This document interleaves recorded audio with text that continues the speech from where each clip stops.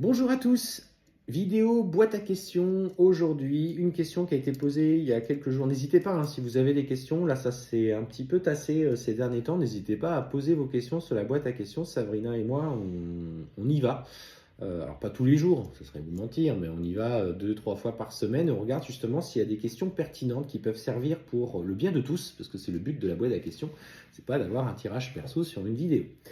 Alors, la boîte à questions, la question que notamment j'ai relevée, c'est est-ce que du coup, quand est-ce que nous savons si le runner revient ou s'il s'agit d'un test de l'univers? Alors, l'univers ne va pas vous tester. Alors, le mot test est un peu galvaudé, je l'emploie de temps en temps, mais en fait, dans le mot test, c'est surtout à nouveau d'expérimenter dans le retour de votre runner, de savoir si vous êtes prête. Ou prêt, parce qu'il y a des chasers qui sont des hommes, bien évidemment. C'est pas une question là pour le coup, de sexe au sens physique du terme.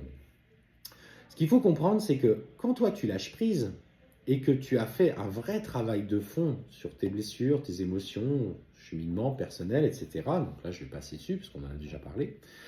Ton runner va forcément avoir besoin. Et là, pour le coup, c'est un besoin irrépressible de venir vers toi. Il est poussé à le faire par une force qui vient du plus profond de lui. Et voilà, il est obligé de revenir. Peut-être il t'envoie un message, il prend son courage à deux mains, parce qu'il a travaillé un petit peu sur la notion de courage et d'engagement. Et là, il revient vers toi. Le fait, simplement que à ce moment-là, si toi tu es complètement dans l'accueil, sans attente particulière, sans souffrance, et que du coup, vous commencez à communiquer, vous commencez à échanger, là tu vois que les choses se fluidifient, tu gagnes en confiance. Et puis à un moment donné, il y a un choix qu'il fait, je sais pas, par exemple un choix qu'il avait fait notamment de préparer un petit moment avec toi. Alors, on va parler de choses purement matérielles, un petit moment avec toi et en même temps, finalement il te contacte au dernier moment te disant que finalement il va avoir un match avec ses potes par exemple et, euh, et que finalement il est obligé d'annuler. Et là, tu prends un coup de foudre. Alors là, rejet, injustice, ouais, je me suis préparé, etc., m'a pas respecté, et puis voilà, la colère, etc., revient. Et là, je parle de quelque chose assez finalement banal, c'est pas, ça fait mal. Et là, tu prends la blessure du rejet, tu te mets en colère, en pétard, machin, nanana, et là, parce qu'il t'a manqué de respect, et ça, je dis bien qu'il t'a manqué de respect, tu exprimes pas ce que tu ressens, ouais, fais ce que tu veux, machin. Et au final, tu as tellement tes émotions qui sont en train de bouillir à l'intérieur de toi que lui, il ressent le besoin de s'éloigner de toi instantanément. Je ne dis pas que c'est une situation qui n'est pas respectueuse, attention, je n'ai pas dit ça. Mais par contre, quand on parle en termes d'énergie, lui, il te ressent tellement en colère que lui, forcément, va se tenir à distance. Donc, tu vas retravailler, tu vas relâcher prise. Et là, à ce moment-là, il va être repoussé à revenir.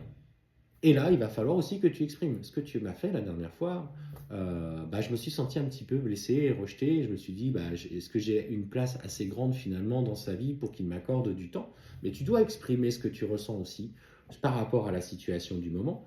Mais en même temps, tu dois aussi aller travailler encore sur la blessure qui t'a été présentée.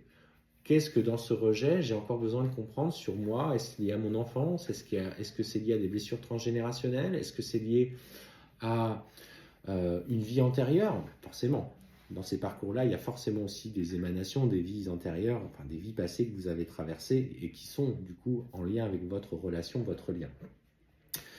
Donc en fait, c'est pas forcément des tests, c'est simplement toi, en fonction des situations, comment tu vas réagir. Donc finalement, tu te testes toi-même toute seule, c'est toi qui poses en fait le rythme de cette, euh, de cette relation. Et finalement, dans cette émotion, finalement, dans l'exemple que je vous citais, en fait, finalement, tu t'es pas priorisé. Tu t'es dit, finalement, moi, j'aurais pu profiter aussi, peut-être pour aller voir une ou deux copines, aller manger au resto, faire une soirée pro avec des collègues.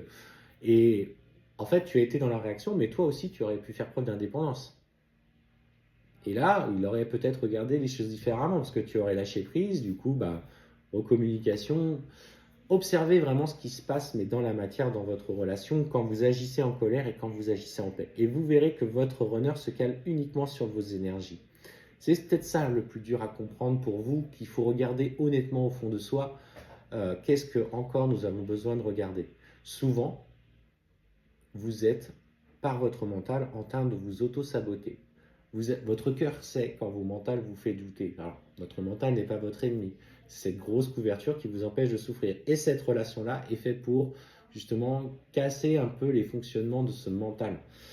Parce que votre mental doit être mis au service de votre âme et non l'âme au service du mental. Et c'est ça qu'il faut comprendre et c'est ce qu'on vous apprend dans ces relations-là, c'est ce que l'univers souhaite vous amener. L'amour inconditionnel, c'est ça. C'est je mets mon ego au service de mon chakra du cœur et de mon âme, dans l'amour inconditionnel de moi-même, du respect que j'ai vers les autres, et je pose mes limites en fonction aussi des vibrations que ont les autres. Il n'y a pas de test. C'est simplement que c'est toi avec toi-même, tu as trouvé un moment de paix, que ton autre est revenu, mais c'est parce que tu n'as pas complètement encore fini ce travail et c'est ok. C'est justement dans cette expérience que tu dois comprendre que peut-être que là, sur ce point de vue-là, j'étais pas encore prête. Et que je tiens à toi, dans ces choix que tu fais, je ne suis pas complètement d'accord avec ça parce que ça met encore en lumière en moi quelque chose. Je sais te l'exprimer, je sais te dire ce qui ne me convient pas. Mais par contre, j'ai aussi le droit de prendre des dispositions. J'ai le droit de vivre ma vie. J'ai moi aussi, la semaine prochaine, le droit d'annuler un rendez-vous et aussi peut-être de profiter d'une soirée entre amis, tout simplement.